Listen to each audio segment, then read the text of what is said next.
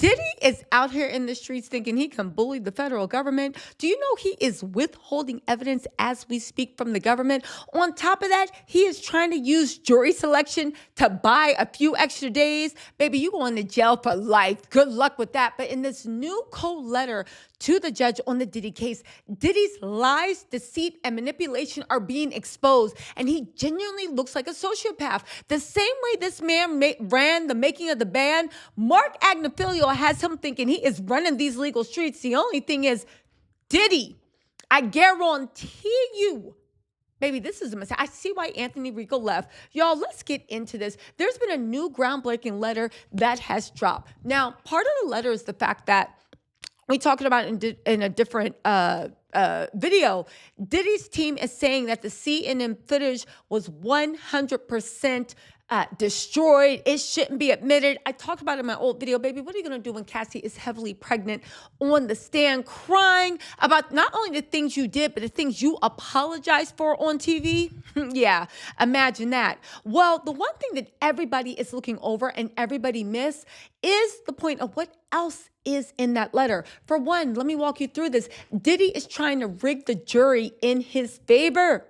Again, this is one of the most telling signs of Diddy's desperation, and one of the most telling signs that Mark Agnifilio got that man paying tens of millions of dollars since this case started, all for this shoddy defense that probably won't work. Let's get into this, right?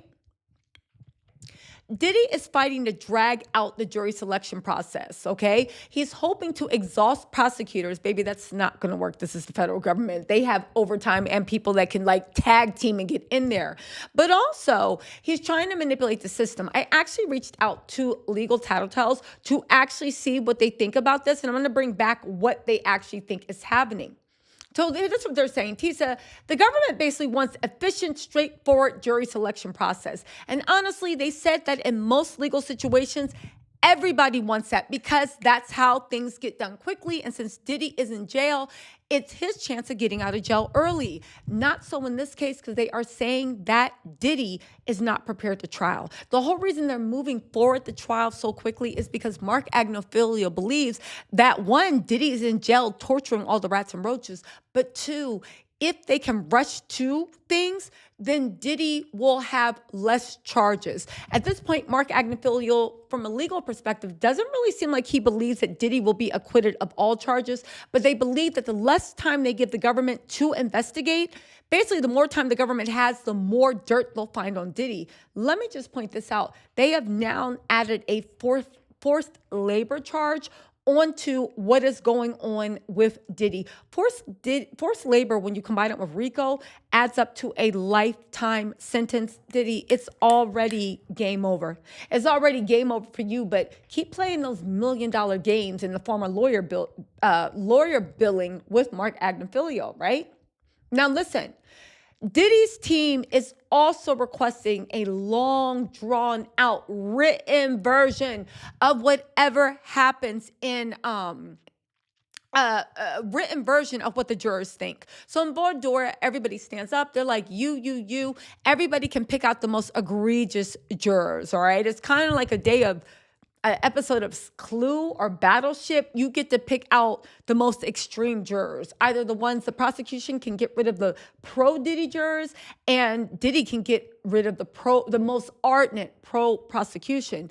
The only thing is, even with that, it's usually verbal. Diddy wants a questionnaire, one, to draw it out. Again, this leads credence to the fact that it doesn't look like Diddy was actually ready for his trial. And baby, every minute is another minute they need to prepare. But also, and we need to look at it from this way, when it comes to Diddy's trial, Diddy is going to try to go for an appeal. He's going to try to go for a mistrial. He's going to try to go to jury tampering, jury this, right? He's going to try to get off of the technicality. So the fact that they want the jurors to fill out a questionnaire, I think that's when he's found guilty. They're going to come back and be like, hold on, juror 78 said that they lived at 123 Anywhere Lane and they actually live at 123 Maple Lane. They're just going to try everything they can to overturn, and they think they're so smart planting the seeds, all right? Anyway, right? Diddy is also arguing that because the general public sees him as guilty, he can't get a fair trial. Diddy, you cannot get a fair trial if that's the case on planet Earth. But don't blame the media, because the government had nothing to do with the media. Remember, they always kept saying, oh my God, the government's doing this. The government's doing this. They're trying to taint the jury. Diddy, you're the only one trying to actually, trying to actually beat the story. On top of that, this needs to be said more than anything. Yeah, Diddy has been withholding evidence from the federal government. This is another desperate but very pathetic move, and it's the way Diddy operates. So 100%, I don't even have to believe it. This is what's going on in the letter that was submitted to the court. They said Diddy's team is refusing to turn over evidence, even though the government has already produced 25 rounds of discovery. They said the government asked for evidence months ago, and Diddy's team has given them nothing. And his lawyers are saying they won't turn anything over unless they decide it's useful to them at the trial. Baby, the government stepped in and said, you must have lost your ever-loving mind. You don't get to do that. You have to do the same things we did. And again, this shows the way Diddy is maniacal and he thinks he runs stuff. You must show, right? You must show everything the same way we did. It doesn't matter whether or not you use it at trial. If you even plan to, even if it's 1%, we need access to this information, because just like the prosecution has to show the government their hand, so does Diddy. Diddy's saying, no, I know we pestered you for evidence. I know we had you in there, but when and if we decide to use it, okay, fine, we'll give it to you. Why are they doing that? Diddy is trying to catch the government flat-footed. But baby, even with the evidence, what is your evidence? That Cassie enjoyed it? That you got text messages from her saying, ooh, daddy, yeah, give it to me. Like, what is your evidence? That she was laughing and joking?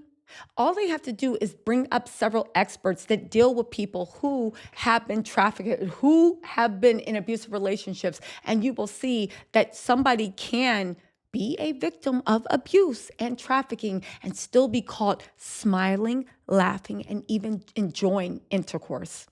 I know it's crazy, but if you look at the history of people that are forced into prostitution, the history of people that are in abusive relationships, of course, there are times when they are happy and when they smile. That doesn't negate the abuse that happened. And I think that's why so many people get confused, because they have this weird version of what it's like for things to happen. It's almost like people that believe that something can't be racism unless there's a cross burning on the front yard. Yes, that is 100%, but there are other levels and layers to this. But again, Diddy is making a disingenuous argument. Diddy is acting a fool. Listen, we'll go live either later today or tomorrow to talk about this in detail. But yeah.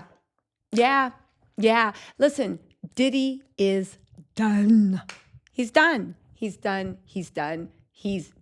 And this is pathetic. And it shows the fact that Diddy still thinks he's holding all the cards. Baby, let me know what y'all think in the comments. I'll talk to y'all later. Bye.